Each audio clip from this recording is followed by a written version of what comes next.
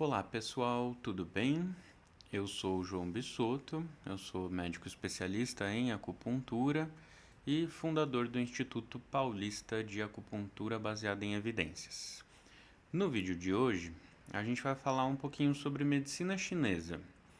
Eu acho que esse era um vídeo que talvez fosse necessário logo no começo, porque quando a gente envereda pelo campo da acupuntura, não tem como a gente não cruzar com medicina chinesa.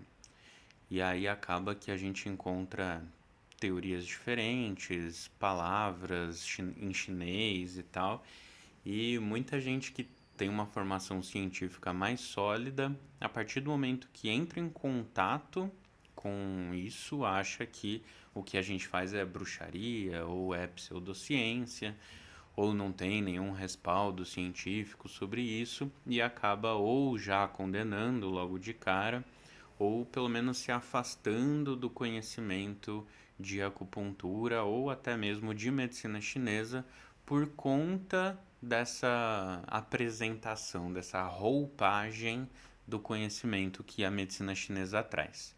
Então, não sei se você sabe, mas durante a formação do médico especialista, no programa de residência, por exemplo, que é o padrão ouro de formação, a gente tem contato, né? Faz parte da matriz curricular do programa de residência em acupuntura a medicina chinesa, medicina tradicional chinesa. Então, os conceitos tanto de acupuntura contemporânea, ocidental, científica, quanto os conceitos de medicina chinesa, do que é qi, sangue, as funções dos órgãos, yin, yang e tal, isso também faz parte da nossa formação.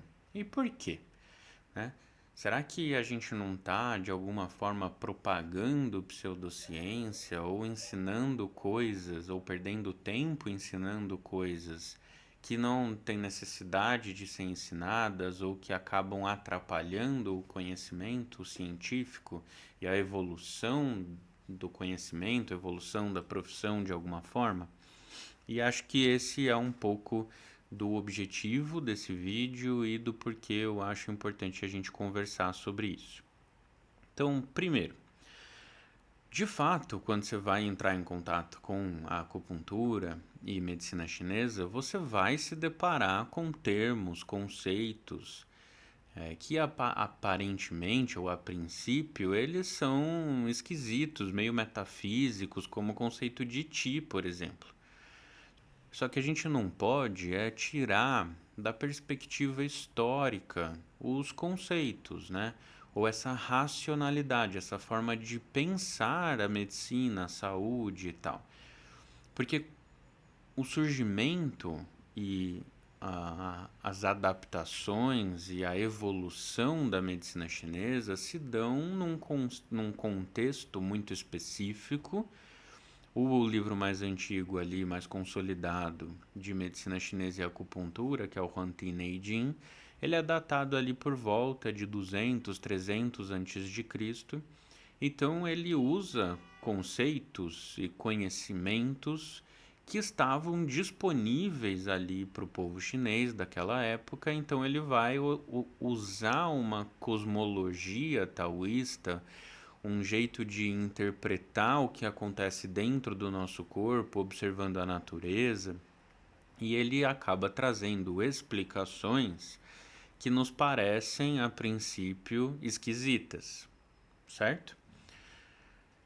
Esse tipo de conhecimento empírico, então, como eles formularam essas coisas? Eles observavam os pacientes, os adoecimentos, os sintomas, quando vinham juntos, separados, que tipo de paciente adoecia, e a partir disso, a partir de uma observação, eles teorizavam o porquê que aquilo estava acontecendo, só que com o conhecimento, assim, as informações disponíveis para aquele povo daquela época.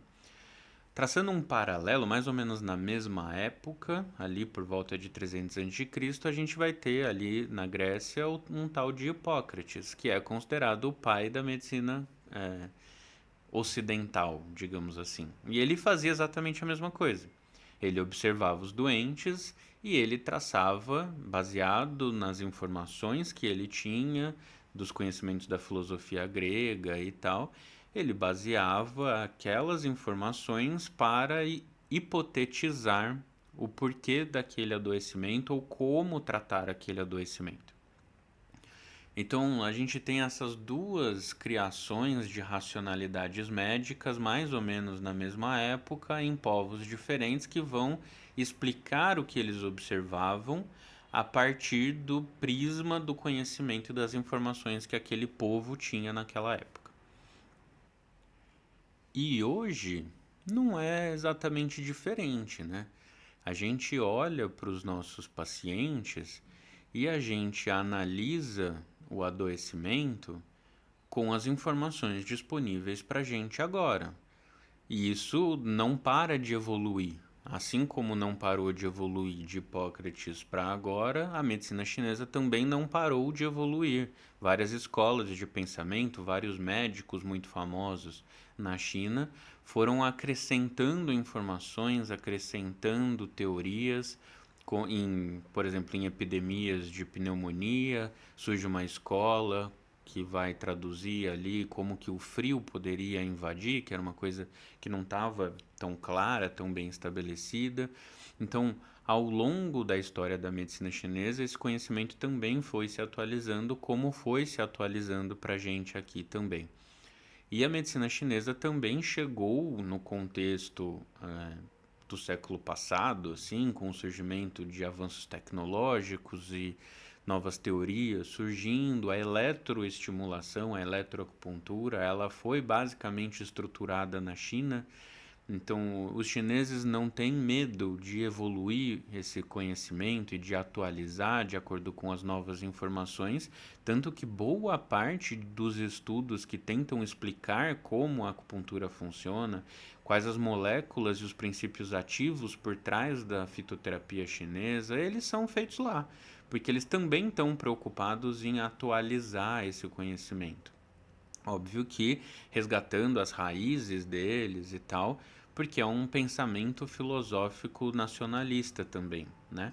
De você salvaguardar o que a sua cultura produziu para que ela não se perca nesse mar de contemporaneidade científica, né? Mas eles também estão preocupados em atualizar, em explicar o porquê das coisas baseado nesse modelo biomédico de conhecimento, né, de racionalidade nova que a ciência nos permitiu. E a gente continua atualizando a medicina ocidental e coisas que a gente fazia alguns anos atrás, décadas atrás, hoje a gente já não faz mais. Explicações de doenças foram atualizadas e continuam sendo atualizadas conforme a ciência e o conhecimento vão evoluindo. Então tem um médico que chama William Osler, que é um médico canadense, se eu não me engano, que é um dos fundadores do Hospital John Hopkins, que é um grande centro de excelência de formação médica, e ele tem uma frase que fala que a ciência, a medicina, né, é a ciência da incerteza e da probabilidade. E isso deixa muito claro que, na verdade, a gente sabe muito pouco, né? Porque se a gente tivesse desvendado toda a fisiologia, todo o conhecimento por trás de como o nosso corpo funciona, seria muito mais fácil a gente, isso aqui é aquilo, essa molécula faz isso e tal, só que a cada vez que a gente descobre uma coisa, a gente consegue explicar melhor coisas que a gente não explicava, e isso cria possibilidades de novos tratamentos e de novas descobertas, e assim a gente vai avançando. Então, essa é a parte da incerteza, né? De saber que a gente sabe pouco e assumir que a cada novo conhecimento, a cada nova descoberta, a gente avança no entendimento das doenças, no entendimento da manutenção da saúde também, porque a medicina não é só tratar a doença. E a parte da ciência da probabilidade já é mais da parte prática, né? Do cuidado clínico, que é a gente entender os estudos científicos que vão falar sobre análises estatísticas e como as coisas funcionam, que os remédios não funcionam para todo mundo, mas que se não funcionou esse, talvez aquele funcione. Isso é muito estatístico, é muito probabilístico, né? Não tem como a gente garantir que as coisas vão funcionar, porque tem remédio que funciona para um e tem remédio que não funciona, né? Então isso fica muito claro quando a gente vai olhar para a psiquiatria, por exemplo. São basicamente 5 classes de remédio e essas 5 classes tratam toda a gama de transtornos mentais, né? E por que que esse remédio faz isso para esse paciente, faz aquilo para aquele paciente? Isso a gente está começando a entender agora, né? Por que que uma dose baixa de um remédio faz uma coisa e se você aumenta um pouquinho a dose ele vira outra coisa? Então a gente começa a entender cada vez mais como a farmacodinâmica, como que os remédios agem, os receptores e tal. E isso acaba influenciando e transformando o nosso fazer médico, né? Só que o problema, na verdade, não é sobre a medicina chinesa. O problema é que muitos dos praticantes de medicina chinesa, eles olham, eu costumo falar assim, né? Tipo, para os meus alunos, eles olham para o leste como a fonte do conhecimento perpétuo, da sabedoria milenar do sábio santo que vive no topo da montanha, como se esse conhecimento ele tivesse ali escrito em pedra e ele não pudesse ser mexido ou não pudesse ser interpretado, atualizado, como se a gente tivesse um conhecimento sagrado que não pudesse de forma nenhuma ser discutido, e é isso que é o problema. É quando a gente olha para o Huan Neijin, que é um livro de 300 a.C., e acha que aquilo é a verdade e que essa verdade não pode ser alterada, não pode ser discutida e esse tipo de pensamento, enquanto a gente fala de ciência, não pode existir. A gente não pode ter medo de questionar e de atualizar o nosso conhecimento para que a gente cada vez mais esteja mais perto do que seria uma verdade, para que a gente consiga intervir melhor e não à toa. Hoje a gente vive mais do que se vivia antes, com mais saúde, a gente consegue tratar doenças que não se tratavam antigamente. É exatamente porque a gente não para de questionar, de perguntar e de se atualizar. Mas assim, depois a gente pode fazer um vídeo sobre história da medicina chinesa, traçando as principais escolas, os principais pensadores e como que os textos vão evoluindo ao longo do tempo. Não é o nosso objetivo, até porque não vai dar tempo. Mas o que é importante ficar claro é isso, né? Que esse tipo de lógica, que a gente chama de racionalidade médica, ele se explica numa época antiga. E que hoje, enquanto médico, cientista, quando a gente olha para os textos de medicina chinesa, a gente olha como um texto histórico mesmo, né? Uma explicação que aquele povo daquela época conseguiu para fazer associações, para explicar o porquê que aquele adoecimento acontece. E eles propõem tratamentos para intervir nesse tipo de sintoma, nesse tipo de adoecimento, baseados, óbvio, nessas explicações, mas que não é porque a explicação teórica parece estar errada ou parece mística que a proposta terapêutica não funciona, certo? Então, quando a gente fala de medicina baseada em evidências, a gente não está preocupado com a racionalidade médica por trás. A medicina baseada em evidências, ela é uma forma de você organizar o conhecimento da teoria para a prática, para que você consiga testar as hipóteses para saber se aquilo vai funcionar ou não vai funcionar, como a gente falou nos vídeos anteriores, né? Então, os chineses olham para uma paciente do sexo feminino que tem cólica, que tem enxaqueca. A gente sabe que essas doenças são associadas, inclusive existe um tipo de dor de cabeça que chama cefaleia catamenial, que é uma dor de cabeça que aparece durante a menstruação. E hoje tem hipóteses e teorias que explicam flutuação hormonal e tal. E os chineses observaram esse fenômeno, que acontece dor de cabeça num certo padrão associado à cólica menstrual, às vezes com um fluxo mais intenso e tal, e eles pegam essa associação e falam, ó, se isso é associado ao sangue do útero, que é associado a fígado, e dor de cabeça associada a fígado, então essa síndrome se encaixa numa síndrome do fígado, porque ela explica esses dois adoecimentos, porque eles estão associados. Então eles observaram a associação e criaram uma teoria para explicar.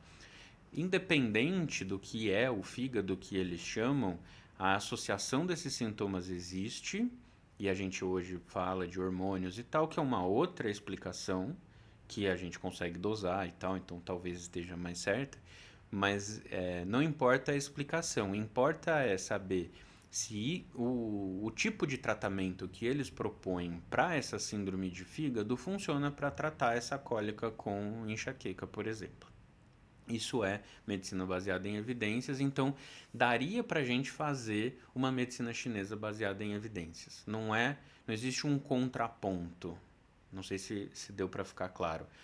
Eu posso olhar para um paciente, usar os textos clássicos de medicina chinesa e chegar num diagnóstico sindrômico que vai ser, sei lá, hiperatividade do yang do fígado com estagnação do útero, sei lá.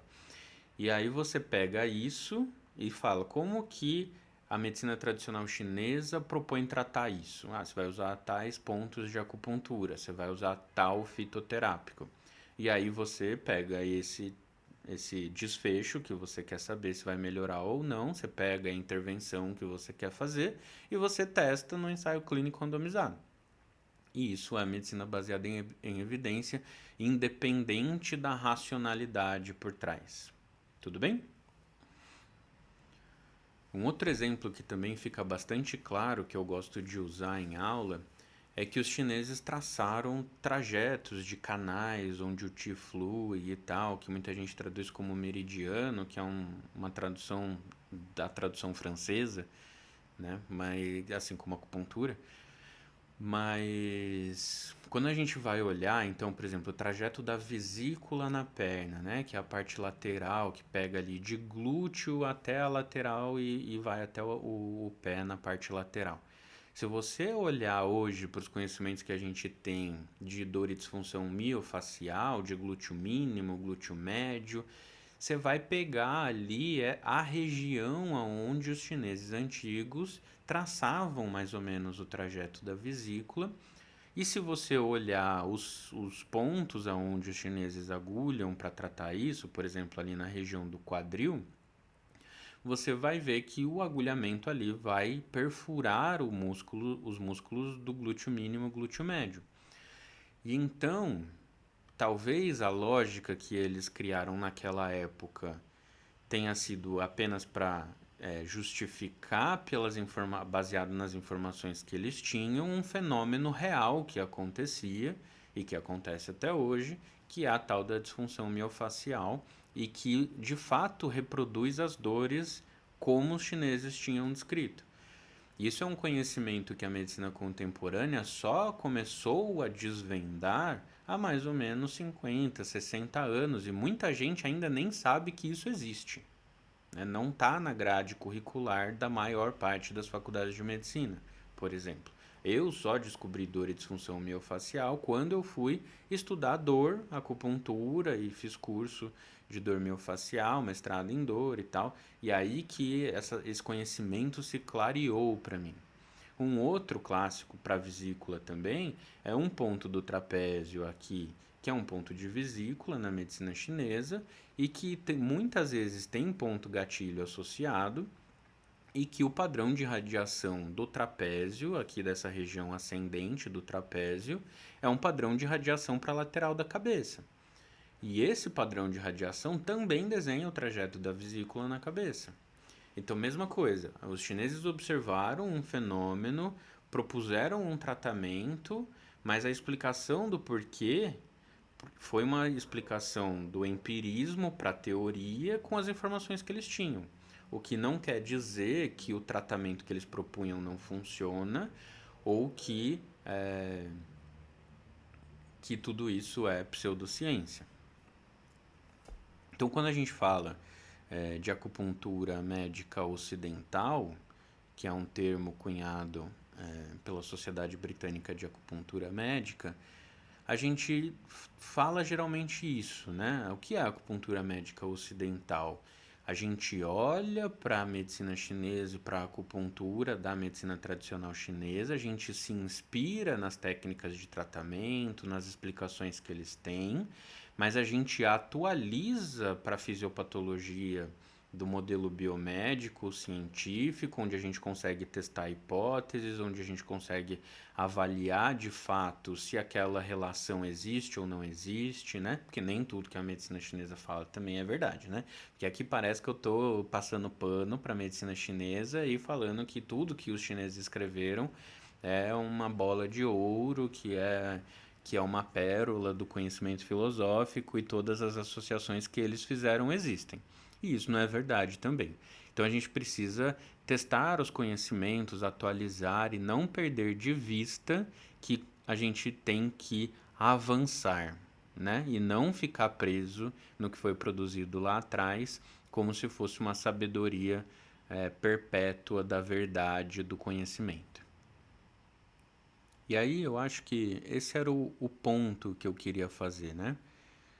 Que tem muita gente, né? Muita gente que pratica as duas racionalidades médicas como se fossem coisas distintas e que vai falar que a acupuntura ou a medicina chinesa trata um outro plano de adoecimento, um plano energético, um plano metafísico, como se o adoecimento ele fosse separado, né? Então, o que os chineses chamam de hiperatividade de Yang do fígado num paciente que tem enxaqueca é uma coisa, é um tipo de adoecimento, e o que a medicina ocidental, no modelo biomédico, chama de enxaqueca é uma outra coisa, é um outro adoecimento, como se fossem medicinas separadas, né? Como se a gente tivesse dois corpos que adoecem de formas diferentes, e é por isso que muita gente olha para esse lado da medicina chinesa e até da acupuntura, e quando se depara com essas informações e com esses textos, vai falar: não, se isso é uma outra coisa, então isso é pseudociência. E não é com esse olhar que a gente tem que ler os textos ou praticar a medicina chinesa.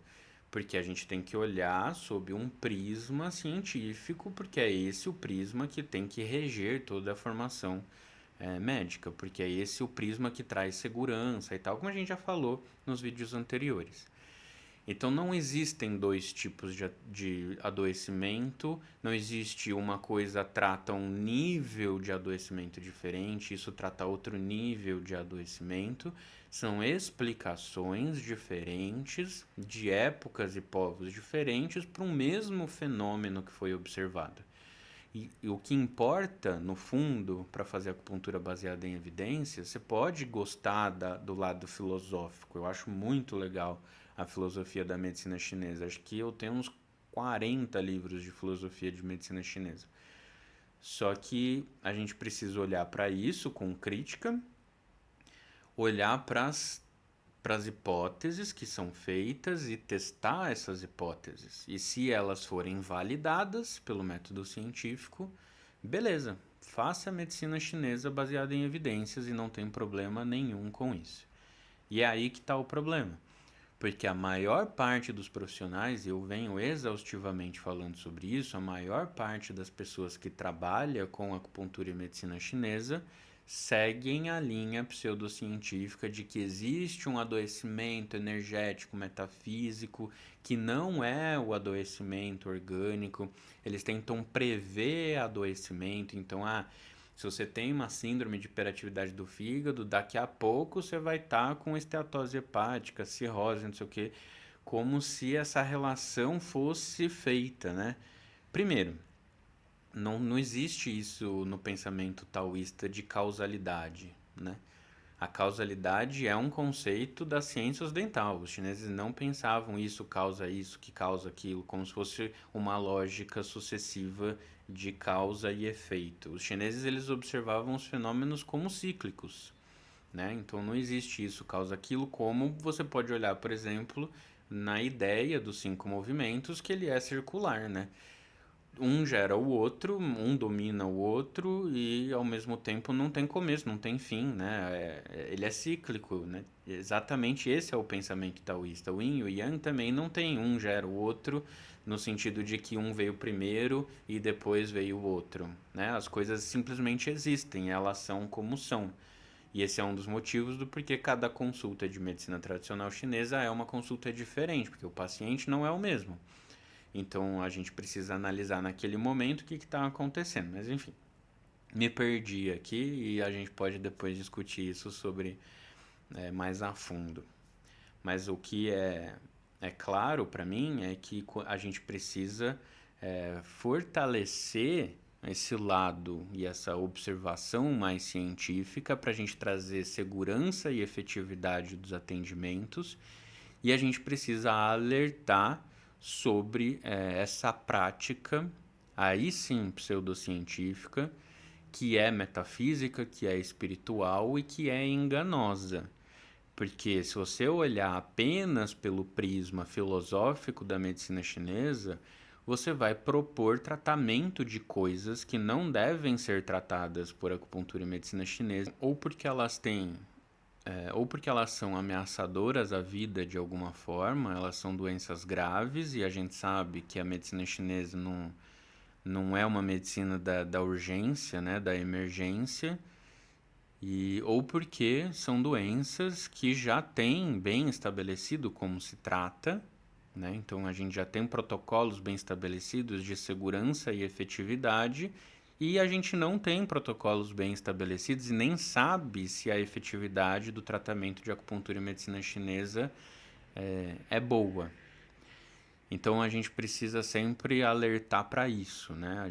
Vocês precisam buscar profissionais de saúde que vão entender que não existe um adoecimento místico e um adoecimento físico, e que a medicina chinesa não é uma forma de tratamento que vai tratar todos os seus problemas. Ela pode ser tratamento preferencial para algumas coisas, pode ser tratamento único para algumas coisas, mas ela pode também, às vezes, só ser uma forma de complemento do seu tratamento principal, ou ela pode ser uma intervenção que traz mais riscos do que benefícios e, portanto, não deve ser feita. Bom, acho que era isso.